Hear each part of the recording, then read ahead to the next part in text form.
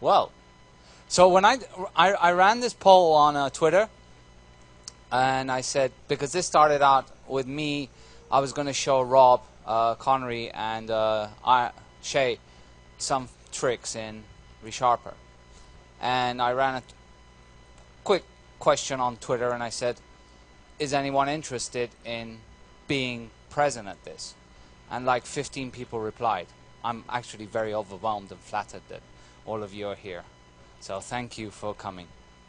So what I'm going to show today is I've got a bunch of papers here. Just the disclaimer, these are the shortcut keys because I don't know them by memory. I'm just kidding. It's just a bunch of things that I have to go over. How many of you use ReSharper? Okay, cool. One thing, you're not allowed to evaluate this session. Okay? So when you leave, I don't want to see any red cards. All I want to see is green cards. Right? So you all use ReSharper. Anyone here that does not use ReSharper? Okay, that's good. How many of you have been using it for more than a month? Right, keep your hands up, and as I say the years go by, you put them down. 6 months. More than a year. 2 years. 3 years. 4 years. 5 years. You worked on the team, right? Right. My objective here at these sessions, because there's people of all kinds of levels, right? So obviously some things that I tell you, you might know. Some things that I won't, that I'll show you, you might not know. So I can't, you know, make sure that everything that you'll learn today is new. So my objective, I always say, is, and I think it's more or less a fair one, right? You can judge by it. I say if you walk away knowing 3 things, I don't set the standard too high. If you go away knowing 3 new things, that's okay, no? And we'll have fun, no? Yeah, okay. My objective today is not to fall off the stage, because I really hate it. And yesterday it was with the no curtains. Now I just realized that this is a suspended stage. I'm actually hanging by these 4 things over here. And I have a wobbly laptop on a wobbly table on a wobbly stage. So it's going to be fun. If things go bad, tell my wife I love her, and my kids, and my dog. Okay, so what I'm going to start with is a bunch of things. Right. So basically, I'm going to show you quickly some tips and stuff that you might not know in ReSharper, and I'm going to show things that have been in ReSharper 5. There might be something new in ReSharper 6. Then, during the end part, I'll just show you some of the new things that are in ReSharper 6. How many of you do web development? How many of you do JavaScript? How many of you like JavaScript? Another objective. Let's see if you like JavaScript more after this session. Okay? So I'll show you some of the new features that we have in terms of JavaScript and CSS as well, right? I use Visual Studio. Keyboard mapping, everyone uses Visual Studio, or are there any IntelliJ guys? Okay, so when I say Control-T, it's Control-N, right? The rest is all the same, right? So, and the reason I always bring up this Control-T is because everybody knows this, right? Is there anyone that doesn't know what Control-T does? But you've never used ReSharper. Okay, good. See, I was at a session that I did this about 5 months ago in Malmo, and someone came up to me and he's like, I've been using ReSharper for 4 years. Afterwards, we were having a beer, and I said, so did you actually pick up anything new? He said, I didn't know about Control-T. Okay. So anyway, you have Control-T that you can just go to HC. You know that we have the camel case long before Microsoft even knew what it was. So we had home controller. I don't have a home controller here. H. Right? So I can go to handle collector or whatever. Now notice a couple of things here that are appearing. Do you see that that is showing system runtime interrupt services, right? That is now in ReSharper 6. And, oh, another thing. I am running last night's nightly build. So if things go really bad, just take my word for it that it works. Or will work before we release. Okay?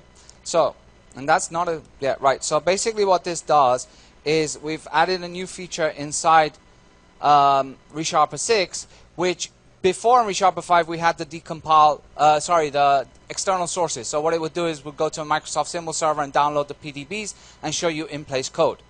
In 6 we've added a decompiler built from scratch, not with Mono, Cecil, but built from scratch, so you have a decompiler. So any code that you don't have that you want to navigate to, if you just hit F12, which is navigate to the definition, it will decompile that and show it for you. Okay? If there are PDBs available, it will show the PDBs, which is this case, right? So, dynamic method generator, that's a class. And inside that class, I have some what? I have a horrible region, and I have some methods. Okay? And let's see, one method. Get method proxy. Okay, so this is dynamic method generator and get method proxy. So, you know Control T goes to get dynamic method generator. That will give me camel case to go directly to that. How many of you know about Control Shift T? You must know that as well, right? It's going for a file. How many of you use Shift Alt T?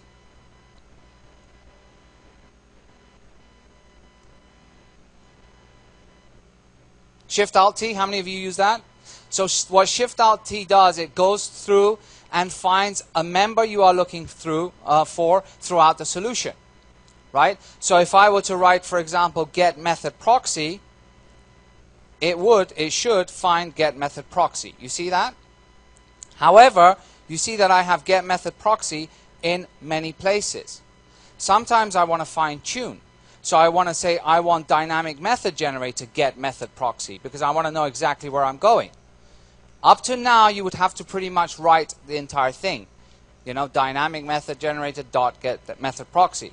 Now we've added a feature which allows you to filter out by namespace, class, and then method. So I could just write, and please work, DMG GMP. See that? And it goes directly to that. Is that cool? If any time you want to show a little bit of excitement or like, yeah, it's fine. It keeps me going, you know? Now, you don't have to go overboard with the claps. If you're going to clap at that, then you're not going to leave me anything else, right? Did you know that with Control T you could write new, with Shift, symbol lookup. You know that one? Right? That's inside a class. It's the alt and that funny little character that's on the left of the one. You can write that and say, for example, get getter, and it will take you to that, right? That's inside a specific class. How many knew that you could write new to take you to the constructor? One guy, right? Okay, two guys. I apologize. So another thing that we've added in 6 is now you can write constructor, and it will also take you to it directly. Okay? So how many of you have already learned one thing? Two things. We can go soon, huh? Okay? Then in terms of navigation, you also know F12, which will take me to a specific type. So I can just come here and hit F12, and that will take me to that type.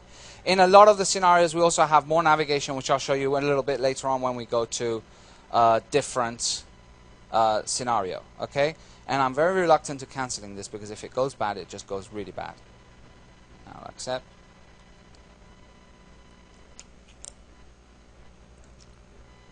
So what I'm showing you there is the external sources. It's not actually the decompiler yet. Okay? So, let's do some TDD as if we meant it. How many of you do TDD? Right. How many of you do not do TDD but do some kind of right... Oh, I don't know why I have Visual Basic even installed on this machine. Any VB guys in here? Right. You'll be happy. One guy. Two. You'll be happy to know, because every time I used to do sessions on ReSharper, they would say, yeah, that's all great, but what about VB? You don't have static analysis for VB. So we've added that in 6, right? And every time I've done the presentation for 6, they're like, and we're not VB developers. So now we've got two guys. Are you happy about that? Good. Okay, so you have some, you know, even if you don't do TDD, which is test-driven development, which is like create from usage, you do have scenarios where you have to first create the class, and then from the class you create a method, etc., and go back and forth, right? And instead of doing that manually, well, you can use the whole create from usage that we have in ReSharper. So I'm just going to add my class library, and I'm going to add a test project over here. Let's go to this guy. Actually, we'll make that class library my, you know what? Let's just do this all over again. We'll do this, and we'll use the MS test. Okay?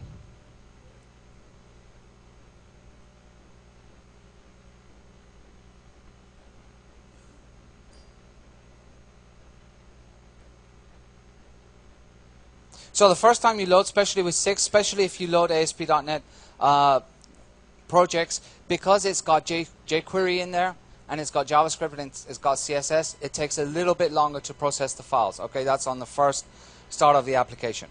Right? So I'm going to remove this guy, and I come to my tests, right?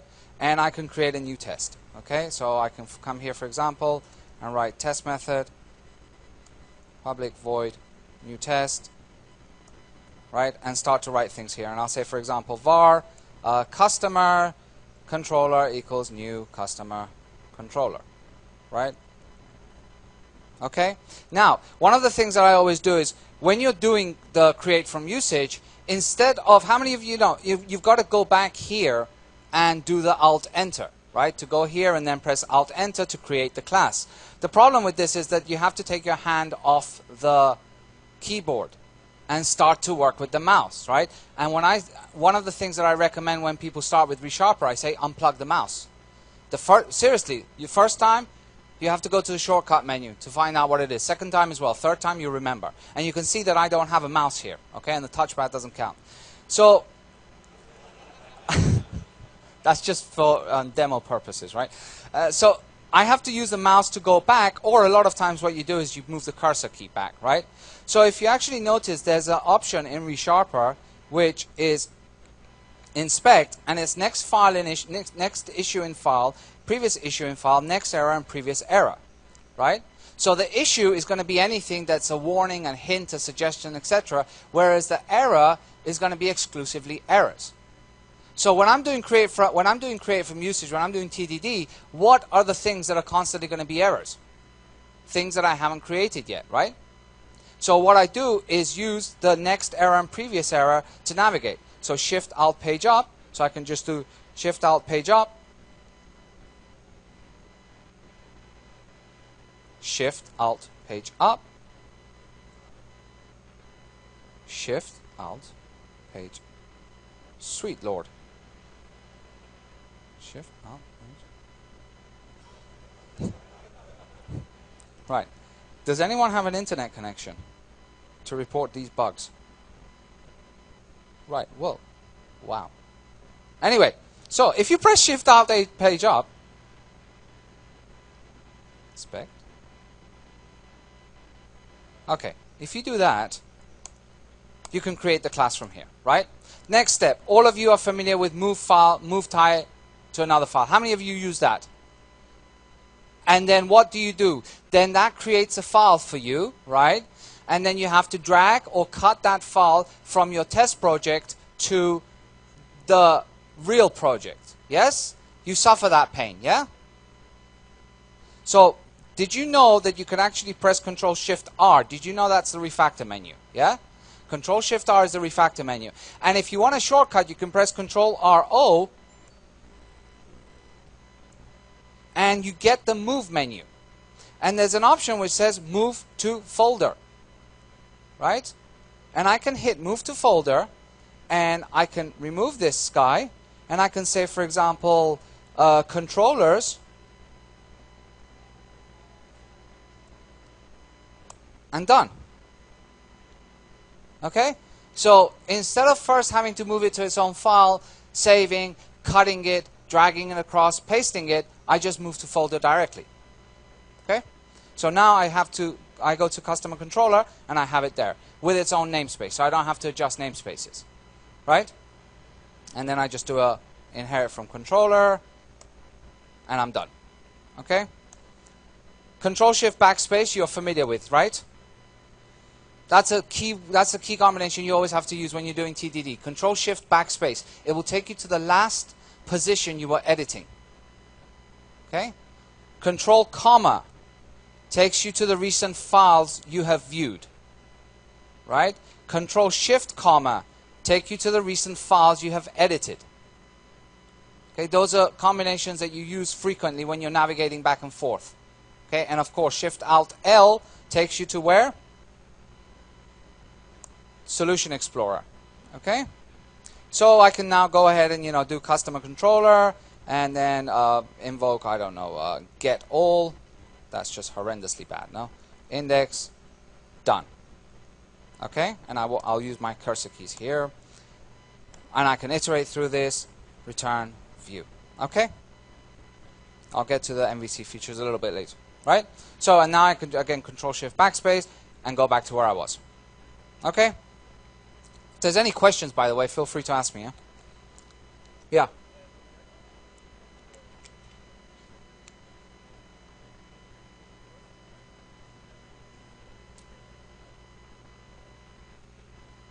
Yeah. Yeah. So he's saying the alternative to what I did is also you can just write new customer controller. So I can write, for example, over here, new employee controller. Right? And then you can press here Control Shift R and say introduce variable and do the same thing, right? And then you hit, and then you create the employee controller. Yeah. That's just a bit of habit. How many of you actually use var as opposed to explicitly naming the type? How many of you are opposed to using var? All right. First of all, if you're opposed to it, you can switch it off, because a lot of times people say, I don't use ReSharper because it suggests I have to use var.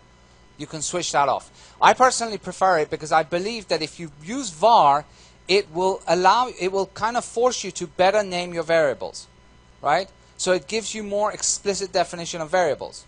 And naming variables doesn't mean adding a prefix of the type it is, but exactly what it is, right? So someone says, well, if I do this, if I don't put ilist of customer and I do list, right? No one knows that it's a list of customers. I know, but you know what you could do? Instead of naming it list, you can name it customers. And then they know what it is. There's too much reliance on what exactly the type is to understand the code versus let's put more emphasis in naming things properly and relying less on the type. And it's not about being able to hover over to see what the type is, okay? Because that's worrying about an implementation detail, ultimately. Okay, Control W. Did you know that? Control W selects line, or it's basically extend selection. So I could do Control W here.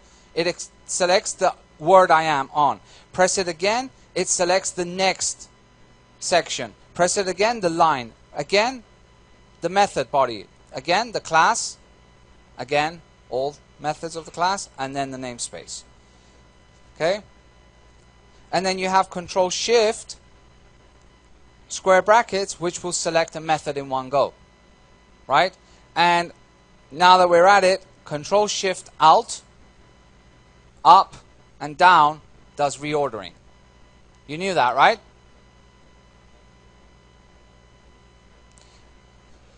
Okay. Solution level refactoring also, you have Control Shift R on the solution, on the project, on a folder, on a class, whatever you want. And here I have, what I do is I go to the Solution Explorer, Control Shift R, and it says whether I want to do adjust namespaces, move types into matching files, etc. This is a good one. Now they've cleaned it up a little bit in ASP.NET MVC3 Tools update, but you can see that they've done something very, very bad here, which is using the same file to host multiple classes, which is not really necessary, right? Because, well, I'm guessing the reason they've done this is because if people see too many files in a new project, they get scared. So, Control Shift R and you hit move types into matching files, and you can select whether you want class structure, etc., and you hit next, and that will separate it out, okay, in one go. Okay? Now you have each of them in its own file, and you don't have to worry about adjusting namespaces. The same way, if I want to drag and drop this over here, I shouldn't do it, because now what happens is that I go to all of these, and my namespaces are messed up. I could, of course, fix them, Control-Shift-R, adjust namespaces globally, and it will find any errors, whether across project, folder, solution, and fix them for you. Okay? But the correct way to move things now is use change password model, logon model, register model, move to folder, and I can create a new folder here. I can call it new models. Done. Okay? So move stuff, put a new folder, create it, and place it all there. And adjust namespaces. Are you guys using this? Yes, no. When you all sit silent, I don't know whether I'm telling you things you know or not. Thank you for the silence.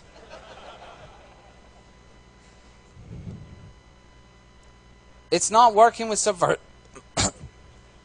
So, no, that was an honest. You know, I always have a joke. I say, when I talk about doing things with Git, I say if you have Git, you have private repositories. If you have TFS, you have my condolences. You could apply the same thing for Subversion nowadays, right? It doesn't work with Subversion because Subversion has an issue by moving files, right? But you don't have this problem in Git. Okay, let's talk afterwards. Because I don't know how much of the effect of that is actually ReSharper. Okay? So, reordering we've done, solution level refactoring we've done. Right, quick one over here, customer controller. I come here and I write var abc equals abc plus d plus def. Okay? What is d? Well, I want to create a local variable d, which is, for example, 20. Okay? You've done this. You do string concats like this? No. Well, you should. Well, string format. Yeah, but this is easier to write than string format, right? So you just write it like this, and then you hit Alt-Enter, and you say string format. Did you know that? Good. No, good. Did you know this one? ABC 0.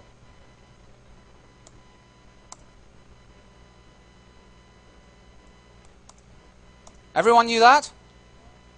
Aha, see? There goes 2. Okay, here's another interesting one. I have a method, and I have string A, string B, string C, string D. Can someone tell me what's wrong there?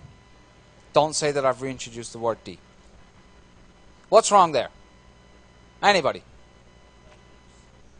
Bad names. Okay. Name, email, country, zip. And don't say the problem is that zip is an American term and it should be postcode. What's bad there? Too many arguments, right? It's kind of like too many parameters I'm passing in. Normally you use the DTO for this, yes? So if I'm using this, for example, over here, and I have public public void another method that I'm calling index A, B, C, D. The problem is that if I'm using this in multiple places and I want to refactor this to convert this into a DTO, I have to update that. How many of you have ever had to do this? How many of you have done it manually? Right. And this has been around a long time, right? Alt, Shift, Control, R, extract class from parameters. Did you know about that one? So what that does is you say, I want a top-level class, the parameters I want, hit next, and it extracts a class for you. And anywhere where that is used, it will update all references. Right? So converting a bunch of parameters into a DTO, you don't have to do that manually. Okay? And that is part of the convert menu over here, refactor, which a lot of people don't seem to look at, which is over here.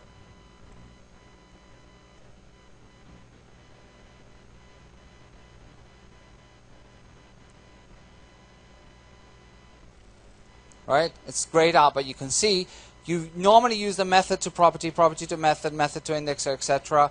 But you also have property actually,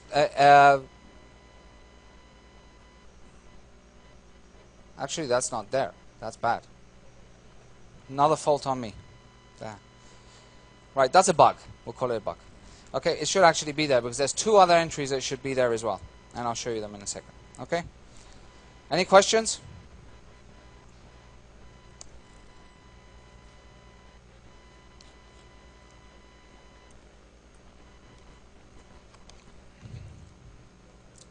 How many of you have copied something from the clipboard and then hit Control X to delete a line and lost what you just copied?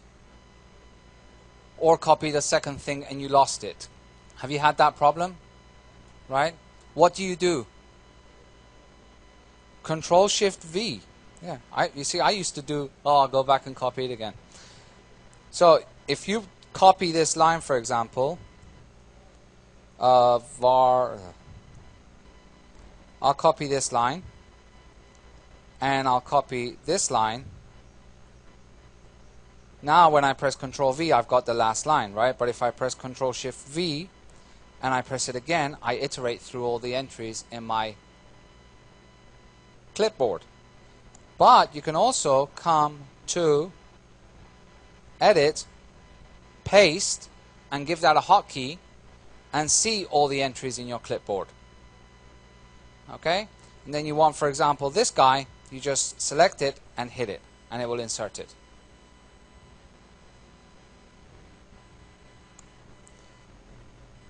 Okay?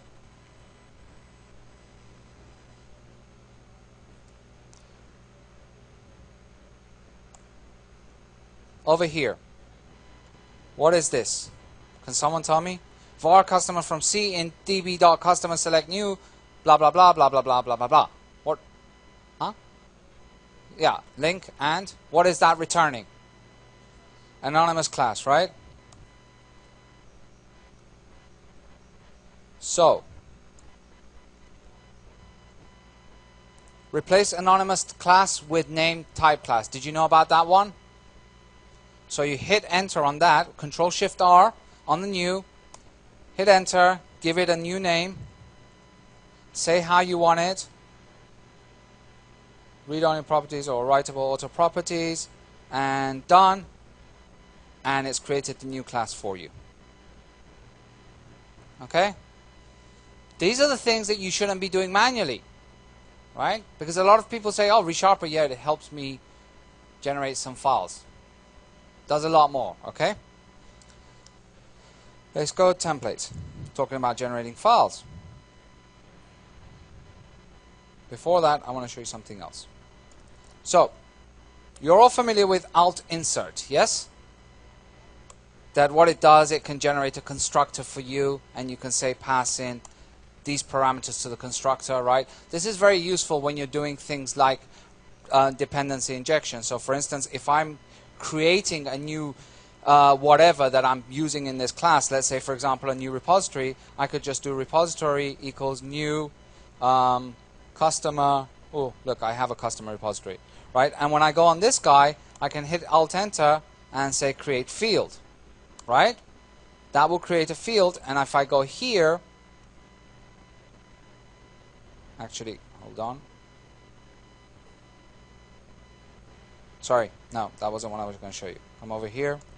Public void some method uses that. Okay? So, I should be able to come here, and if they haven't broken it, what are they? Oh, wait a second. New method. Okay? So, initialize field from form constructor. Okay? That will do it in one step. And if you don't have a constructor, it will do it for you. So you just hit Alt-Enter, initialize form field. It goes green now. You hit Alt-Enter and make it read-only. These are the things that I'm begging that they make into one step. that you just say, inject this dependency. Refactor to inject this dependency. And it will make it read-only, it will inject it into the constructor and all that, right? I'll send you these IDs and you guys can start voting it up. If we get 100 votes, it's done tomorrow, guaranteed. Okay? So the alt insert also allows you to do other things like overriding members, delegating members, equality members. So I can select equality members. And this is one of the good things because it implements equality on all your types over and over again the same way. So it does set a standard across your team. Okay? How many of you use ReSharper, naming, and all those things for creating standards across projects, etc.? How many of you suffer the problem of sharing these settings? Right? So we're eventually going to, hopefully soon, build this functionality in. But in the meantime, if you don't know about it, there's a guy over here. Does anyone know what this is? Huh, Les Paul. Yeah, but what's the... Oh, it's the day he was born? Oh, okay. ReSharper setting managers.codeplex.com. Did you know about that guy? RSM. So this is a...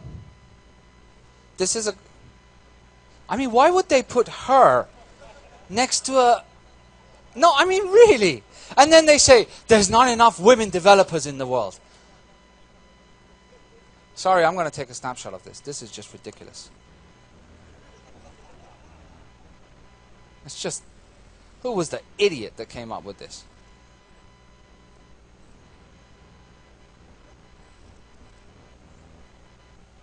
Shameful.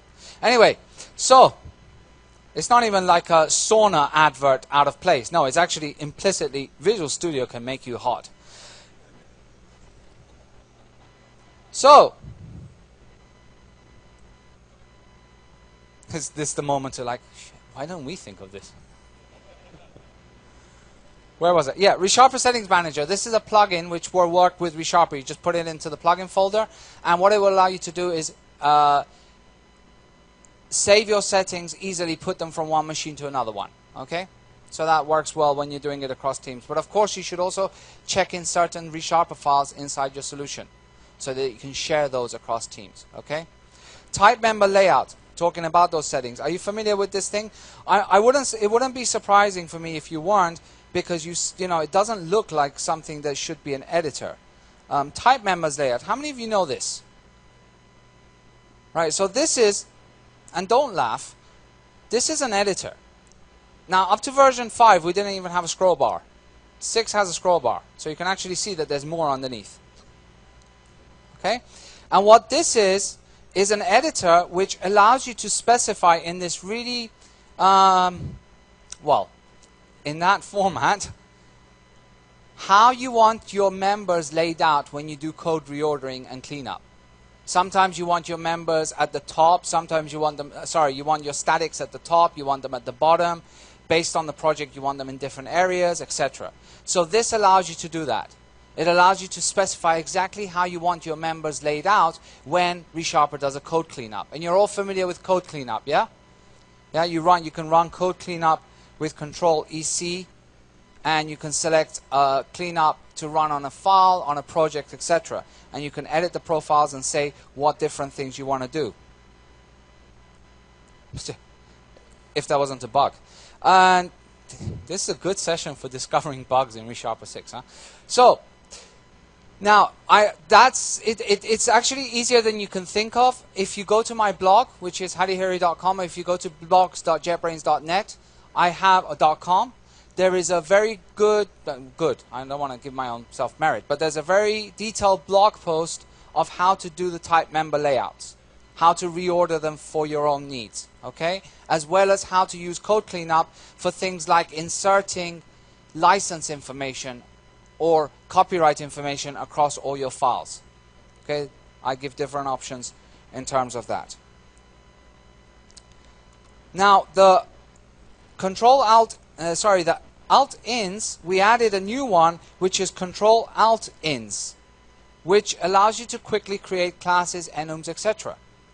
Okay? So anywhere in any code, you can just press Control-Alt-Ends, hit class and say, for example, employee2, and it will create an employee 2 for you.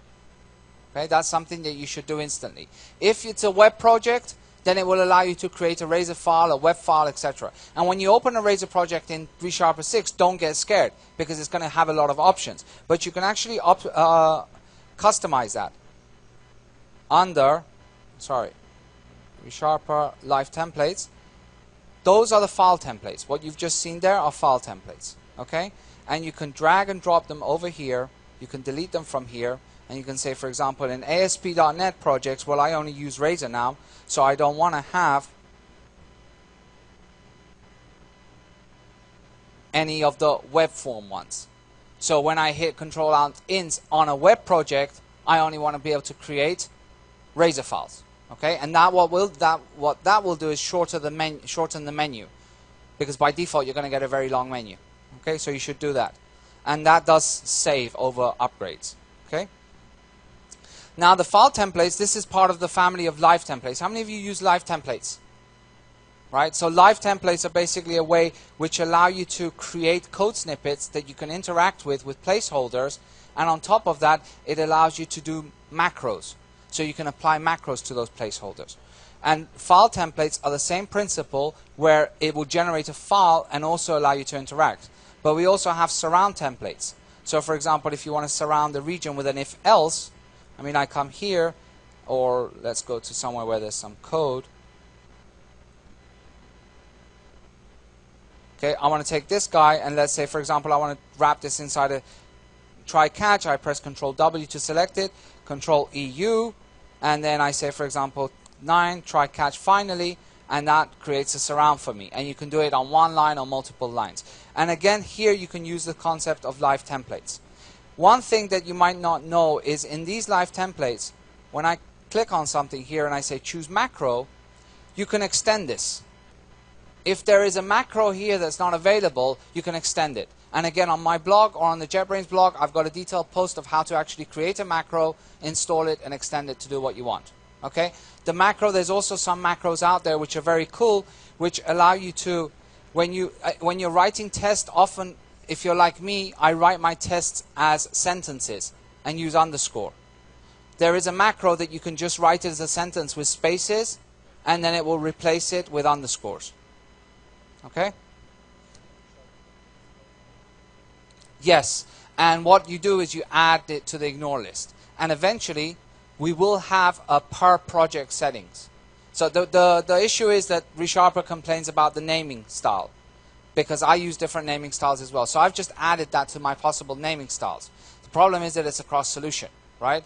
But we are eventually going to allow you to have project level naming styles, which will eliminate that. There is also a different way to do it with annotations, which I won't get into, but if you want, ping me and I'll tell you how. Okay? So, code cleanup, patterns, catalog. Last, before we move on to some of the new features in ReSharper 6, is the structural search and replace. Okay? So, let me just go to ReSharper. Now, this has changed in 6, and it's under, because it makes more sense to have it under custom patterns. How many of you know structural search and replace? Right, this is a very powerful feature, and it's really good because it allows you to extend ReSharper. There's mainly two ways to extend ReSharper. You know, when we write string concatenation ABC plus DEF, and ReSharper says to you, you should use a string format for this, right? How do I make my own quick fix? That's a quick fix. It's a code analysis. It's giving me an inspection error, and it's saying, and if you press Alt-Enter, you'll fix this. You can do that using ReSharper plugins, writing plugins, which is implementing a bunch of interfaces. Alternatively, from ReSharper 5, you can use this concept of structural search and replace, which is a way for you to detect code smells or bad patterns in your code and optionally replace them. So for instance, here is a bad pattern. Well, a bad pattern? No. A pattern that not all developers might know. Did you know that String Builder has an append format? How many knew? Right, so there you go. If you find code inside your project that uses append and then string.format, how would you tell ReSharper to be able to change that to an append format? And not only change it, but tell the developer that the problem is there. That's what the structural search and replace is for. Right? So basically I'm saying here I have a system, an expression, right, which can be of type system string builder, right? So if I double click this or edit it, you can see that it says SB, and that could be named anything. These are like the placeholders that we have in templates. Append, string format, and then any kind of arguments.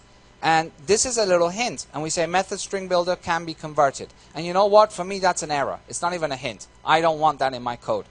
And then the replace is append format with args. Now, what I could do is just save this, and I can search across my entire project to see if there's an instance of this. If there is, it will display it for me and say, do you want to replace them? But it also appears as a quick fix. Let me first show you as a quick fix. I can come here and I can say, for example, var abc equals new string builder, and then abc append string format abc 0 10, right? See, that's gone red. See that? Why is it gone red? Because I've got a pattern in my solution that detects this kind of code. Right? Now, before I fix that, I can go now back to the custom patterns, or I can do edit. Where is it? Fine. Search with pattern, and I can hit the patterns catalog, right? And I can say search now, and it will find it. I can select it and hit replace and globally fix that, right? Across my entire solution. Or I can just come here and hit Alt-Enter and say convert to string build format, right? Is that cool? There you go. Show that emotion. Okay, so that I recommend you play with, because it's a very good way to kind of impose a standard across the team and have developers that aren't very familiar with certain code constructs and how to use them in a better way. Okay, so ReSharper 6.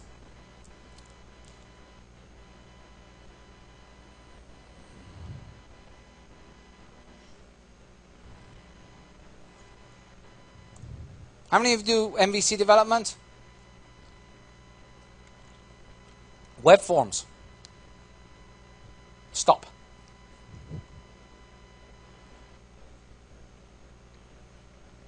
Any questions while this loads?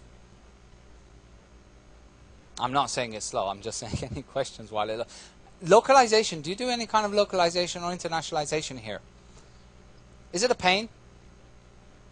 Yes? Why is it a pain? Can someone tell me why it's a pain? The one thing that will cross your mind when I say, why is it a pain? It makes you shift focus, right? I got a string. I know I got to localize it. Do I do it now? I'm in the mood. I'm programming. Do I do it for later? Oh, I forgot about it, right? Like this. So you know that this was present in ReSharper 5 as well. You can add a new item.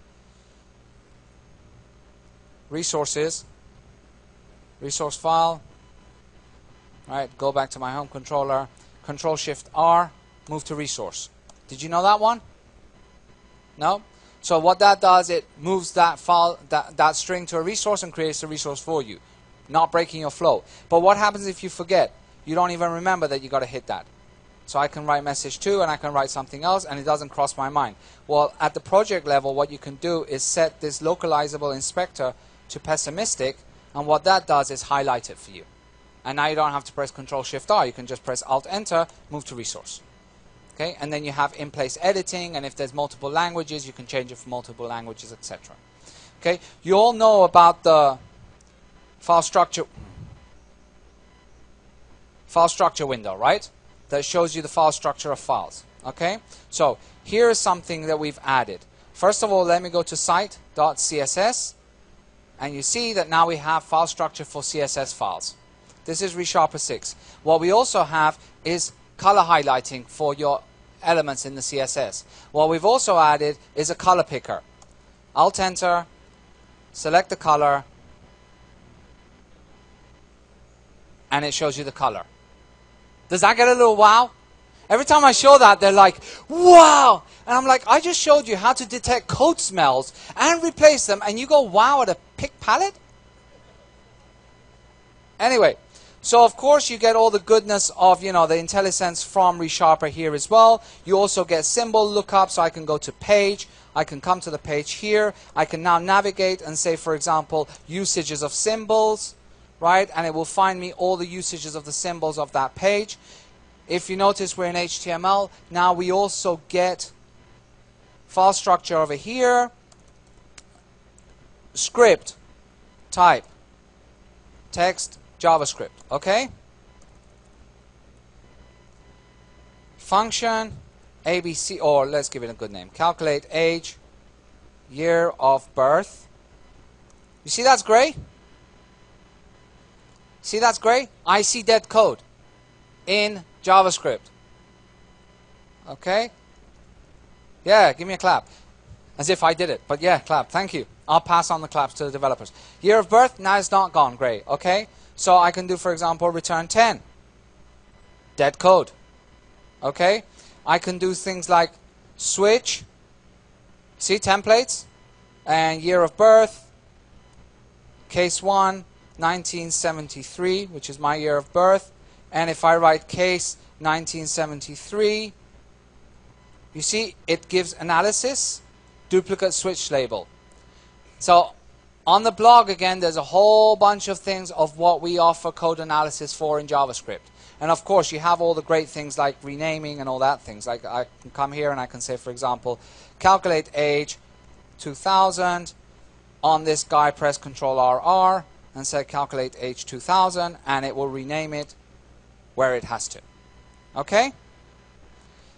Here's another one in terms of JavaScript support. How many of you use jQuery?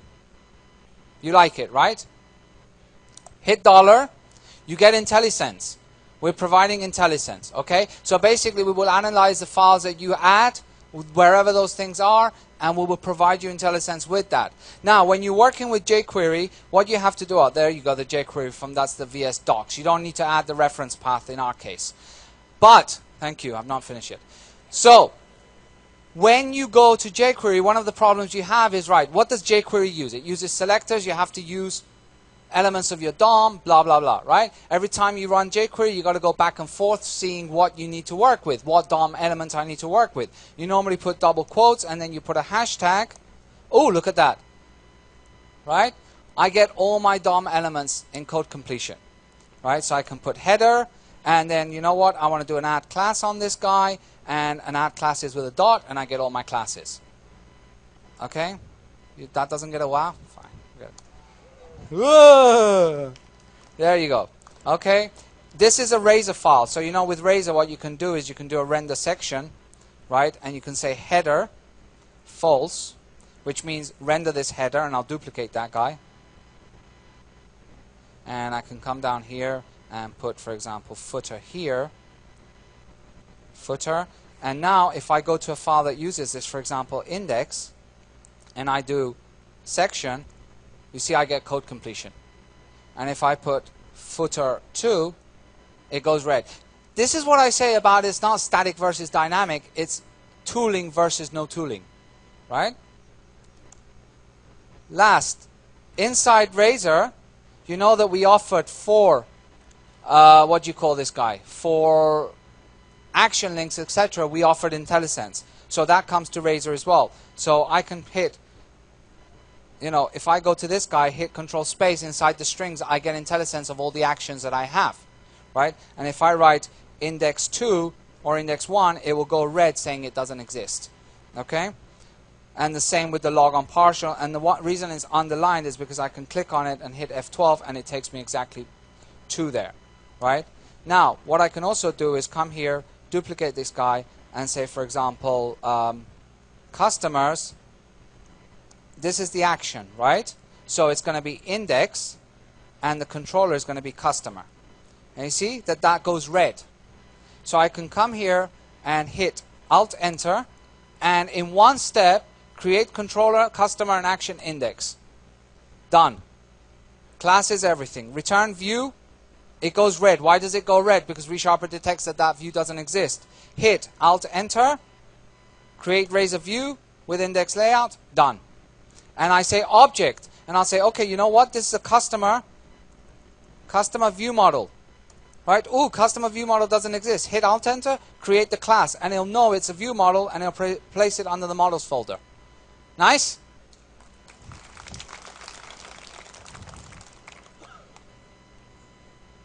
Do you have a question? It does support HTML5. If it didn't, it's because there's a bug in this build. We do support. We support up to where we can CSS3, HTML5, and JavaScript. Okay? Any other questions? I did that so nicely, and it was such a nice finish that I'll just leave it there before more bugs pop up. So, did you learn anything? Was it worth the time? Great. Thank you very much for coming. We're going to be at the booth today and tomorrow. If you have any other questions or you want to know something more in depth about me or about the tools, come by. Okay? Thanks again.